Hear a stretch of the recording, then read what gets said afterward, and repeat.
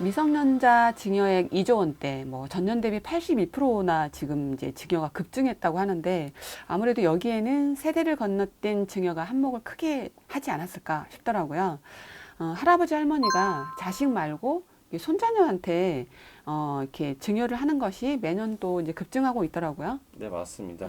일반적으로 세대 생략 증여라고 해서 네, 부모님이 이제 뭐 할아버지가 있고 부모님이 있고 이제 할아버지 입장에서 손자녀가 있는데 네, 보통은 이게 중간에 이제 아버님을 부모님을 껴가지고 증여가 이뤄지는 것이 맞잖아요. 네, 일반적으로 그렇지 않고 바로 손자녀한테 증여하는 경우에 그것을 세대 생략 할증 과세라고 하고 있고요. 네. 이런 경우는 증여세를 두 번 낼 것을 한 번밖에 안 내잖아요.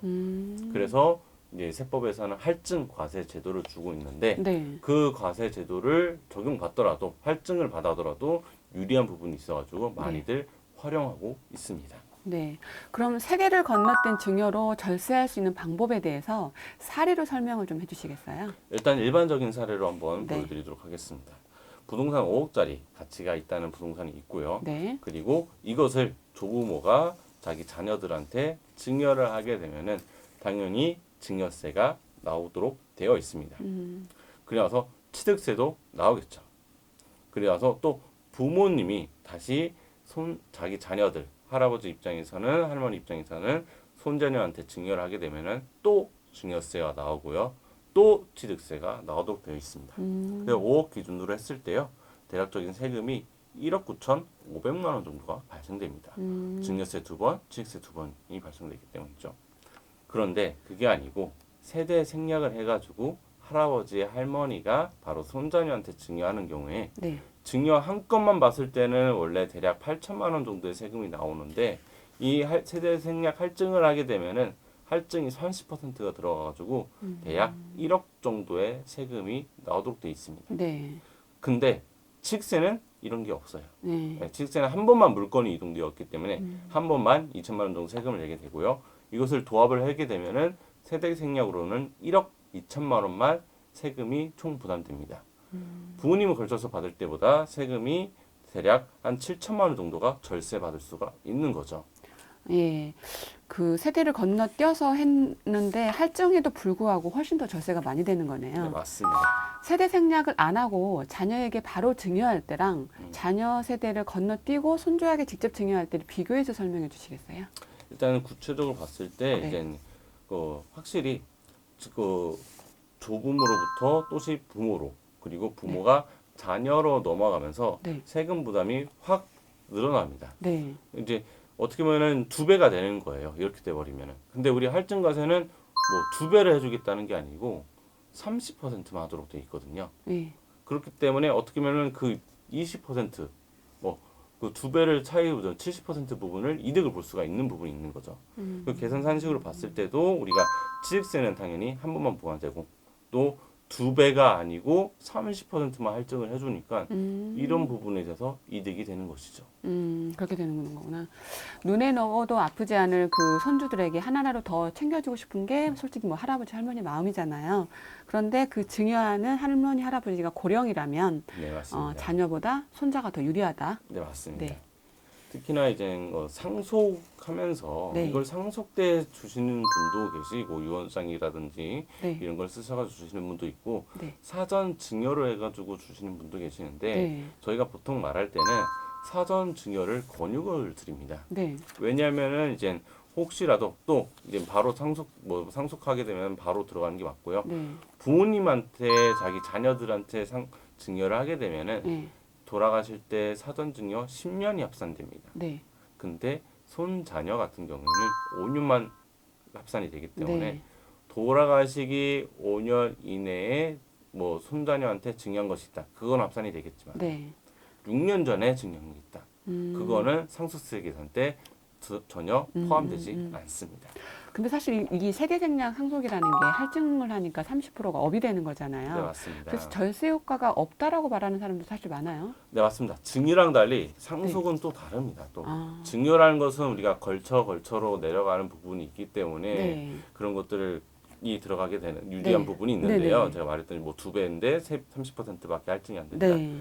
근데 상속 같은 경우는 단건이잖아요, 사실상.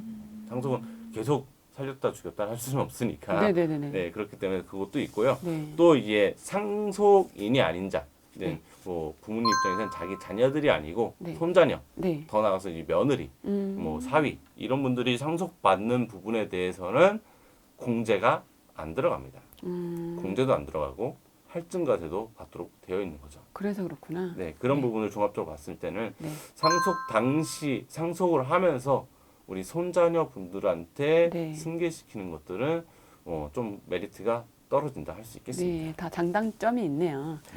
그러면 이 사전 증여가 고시장이 부동산 가격을 그 현실화한다는 정책으로 지금 사실 꼬마 빌딩도 감정 평가해야 되고 막 아무래도 이러다 보니까 지금 사전 증여를 좀 많이 하고 있는 건데, 네, 맞습니다. 예, 좀 미리 넘기는 게 유리한 건가요? 일단은 저희가 특히나 부동산 같은 경우는 부동산 침체기긴 하지만 장기적으로 봤을 때는 어느 정도 이제는 회복은 될 겁니다. 모든 그렇죠. 자산 가치라는 것이 사실 그렇잖아요. 이제 네, 과거 그래프로 보면 우상향하고 있고 네네네. 그렇기 때문에 사실 어떻게 보면 지금이 적기일 수도 있습니다. 부동산 가격이 하락하고 있을 때 낮은 가격으로 증여를 하는 것이 지금. 유리할 수도 네네네네. 있습니다. 예. 그래서 꼬마 빌딩 감정평가 사업이라는 건 뭐냐면은 네, 이제 반대로 우리가 과거에 부동산 상승기 때 네, 특히나 우리 비상업용 건물, 우리 대로변에 있는 빌딩 같은 것들은 사실 다 각각 건물이 다르고 네, 위치도 다르고 네. 평수도 다르고 용도도 다르고 이렇기 때문에 옆 건물이 매도가 일어나도 그 매수 매도가를 이 증여 물건에 대해서 평가를 할 수가 없었습니다. 맞아요. 심지어 그 물건도 많이 없고요, 거래도 많이 없고. 네, 그래서 보통은 기준 시가로 신고가 많이 이루어졌습니다. 또는 이제 세법에 따른 임대료 환산가액이라든지 근자당권에 의한 담보된 채무가액으로 신고가 많이 됐었는데 그것을 가만히 볼 수가 없었는지 네, 적극적으로 상업용 건물, 우리 빌딩 같은 거에 대해서 감정평가를 하겠다고 사업을 한 게 감정평가 사업이고요. 이 대상에는 이제 공식적으로 언급이 된 거는 네, 이제 상업용 건물, 우리 빌딩 같은 거, 네, 나대지, 네. 그리고 부동산을 많이 보유한 법인의 주식, 그 네. 소유에 대해서 감정평가를 하겠다고 발표를 하는데요. 네. 그래서 일반적으로 일반 우리 단독주택 같은 네네. 경우에는 따로 감정평가 대상 사업은 아니라고 할 수 있겠습니다. 네. 근데 할 수 있겠다고 제가 말씀드리는 게 이것은 가이드라인일 뿐이지 네. 예사항도 제 주변에 보니까 가끔가다 있더라고요. 음, 가끔 근데 보통 보면 이제 진짜 고액의 단독주택들 이런 것들은 감정평가 아무래도 들어올 거고 네. 근데 일반적으로 보는 단독주택 같은 경우에는 네. 넘어가지 않을까 싶습니다. 네. 증여세는 10년마다 합산한다. 좀 일반인들도 좀 많이 알고 계실 텐데, 그래서 자녀에게 빨리 줘야 상속세를 절세할 수 있다. 이런 얘기인 거잖아요. 네, 맞습니다. 네. 제가 말했던 자산가치 상승도 그렇고 네. 최대한 빨리 주시는 것이 좋고요. 네. 10년 합산에 아까 얘기했었어요. 네. 예를 들어서 55세에 증여를 하시고 70세까지 생존을 하셨다. 네. 그럼 고려가 되진 않습니다. 근데 어쩌다가 65세에 돌아가셔 버렸습니다. 네. 불미스럽게도. 네. 그러면 합산이 돼서 와 불이익이다 싶지만은 네. 그렇게 정산이 되더라도요. 네. 증여세는 또 차감을 해주고요. 기존에 냈던 세금은 빼주긴 합니다. 그리고 합산이 될 때 네. 이것을 다시 평가를 해가지고 합산하는 게 아니고 네. 옛날 저가였을 때 어떻게 네. 보면 그 가액을 합산하도록 되어 있습니다. 그 당시 금액으로. 네, 맞습니다. 그래서 여기서 추가적으로 말씀드린 게 요즘에 네. 많지는 않은데 네. 기준시가는 연초에 나오잖아요. 네. 네. 지금 요즘 부동산 시장 보면은 급격하게 떨어지고 있고 그러고 있지 않습니까? 네. 그리고 공시지가 같은 경우는 내년 1월 1일에 바로 발표되는 게 아니고요. 네. 3월달, 4월달에 해야지 예상안이 나옵니다. 네. 그래서 기준 시가가 이걸 못 따라가는 부분이 있습니다. 그래서 본인 소유한 부동산에 대해서 네. 제가 아까 감정 평가를 필수적인 상황이 아닌데 일부러 받아야 되겠네. 받아 보시는 게 오히려 유리할 수도 있습니다. 그래서 가격이 너무 급격하니까. 네, 최근에 실제로 몇몇 주택의 부분에 대해서 상가용용 건물에 비해서 기준 시가가 감정평가보다 높은 경우가 있더라고요. 그래서 그런 부분은 저희가 감정평가를 적극적으로 받아서 낮은 기준 시가보다 낮은 감정평가로 증여세라든지 상속세 때 반영하는 것들을 권유드리고 있습니다. 네, 다음 질문으로요. 증여계약은 사실 그 서면으로 표시하지 아니한 경우 철회가 가능하잖아요. 네, 맞습니다. 그럼 예를 들어서 내가 미리 증여를 했다가 증여자가 부양 의무를 좀 제대로 안 하네. 네, 그러면 맞습니다. 계약 해지가 가능한 거죠. 네, 맞습니다. 예, 증여가 네. 사실 이제 많은 분들이 상속 증여라고 많이 해가지고 네. 상속과 많이 닮아 있다고 생각하시는데 네. 사실 법률적인 성격을 보면 양수도랑 많이 닮아 있습니다. 민법상 그러네. 그쪽에 서로 이제 승낙에 대해서 계약을 위해서 이행되는 거기 때문에 네. 거기에 단서 조항으로 말씀하신 대로 뭐 부양 의무를 구체적으로 적어가지고 네. 이행하지 않을 경우에 이 증여 계약을 파기할 수 있다 하면은 다시 뭐 말 안 듣는 자녀의 증여했던 것을 회수해 보실 수도 있습니다. 네. 마지막으로 부담부 증여가 유리한 경우와 불리한 경우에 대해서 여쭤보려고 하는데요. 먼저 유리한 경우 몇 가지만 꼬집는다면 어떤 것들이 있을까요? 일단 세금적으로 부담부 증여라는요. 이제 네. 뭐 부양 의무 이런 건 따지지 않고요. 금전적인 걸 아무리 따집니다. 이게 세금적으로. 그럼 금전적인 부담부가 뭐냐? 네. 그 법인에 달려 있는 근저당 채무를 대신 갚아라. 넘겨줄 테니. 그게 부담부 증여인데 네. 이런 경우에는 원래는 증여세만 과세되는 것이 양도세가 과세되고 증여세로 따로 나눠서 과세가 되기 때문에 세금 혜택이 있을 수가 있습니다. 네. 근데 무조건 유리한 건 아니고요. 네. 아무래도 양도세도 걸쳐 있다 보니까 네. 첫 번째로 양도세가 비과세되는 경우, 뭐 1세대 1주택이라든지 이런 경우에 유리하다 볼 수 있겠고요.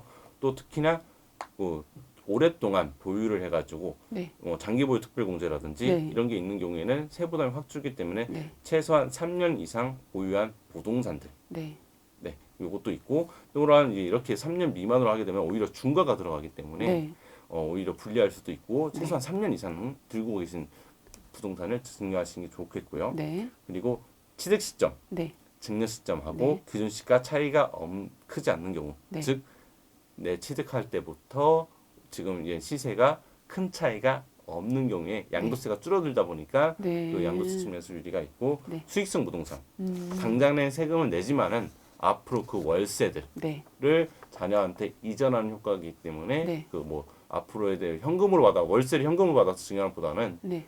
그 부동산 자체를 넘기는 것이 유리하다 할 수 있겠습니다.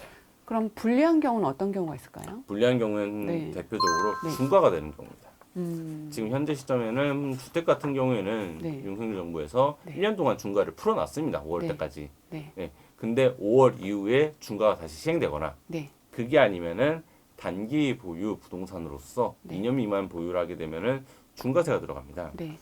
예를 들어서 이제 1년 미만인 경우에는 주택은 70%가 과세되고요. 네. 일반 부동산 같은 경우 50%가 과세됩니다. 음. 그 이런 경우에는 양도차익이 지금 저희가 그 가정했을 때는 양도차익이 대략 1억 3,800만 원 정도가 나오는데 네. 만약에 이것을 단순히 증여를 했다. 네. 그러면은 7,700만 원이 세금이다. 네. 만약에 부담부 증여가 유리하다 해가지고 성급하게 진행하셨다가는 네. 중과가 되기 때문에 네. 주택인 경우에는 대략 1억 1,400만 원 세금이 나오고요. 네. 일반 상업용 건물 같은 경우에는 8,700만 원 정도로 오히려 더 단순 증여보다 손해가 될 수 그러네요. 있습니다. 예. 자녀의 자금 출처가 사실 확보되지 않으면 사실 이게 또 요즘 쉽지 않잖아요. 부동산 구매에 있어서는요. 네, 맞습니다. 네. 부담부 증여가 이렇게 유리하다는 것을 알고 이런 네. 법률 행위를 막을 수는 없지만은 네. 그러면 그 편법으로 이용하는 걸 막기 위해서 네. 채무가 승계가 된 거잖아요. 그 채무를 네. 성실하게 이행하고 있는지 네. 주기적으로 감독을 하도록 되어 있습니다. 네. 그래서 이 대출금을 이자를 자녀분들이 소득이 없다면은 네. 갚기가 힘들겠죠, 아무래도. 네. 그런 경우에 있어서는 자금 출처 문제가 될 수 있기 때문에 네. 그런 자금 출처가 확보되고 나서 부담부 증여하시는 것이 좋겠습니다. 네, 미성년자 증여의 2조 원 시대라고 하는데 아무래도 그 돈 많은 할아버지 할머니들이 자녀 세대를 건너뛰어서 손주에게 직접 증여하다 보니까 지금 요즘 이게 대세인 것 같은데요. 오늘 도움 말씀 감사합니다. 네, 감사합니다. 네.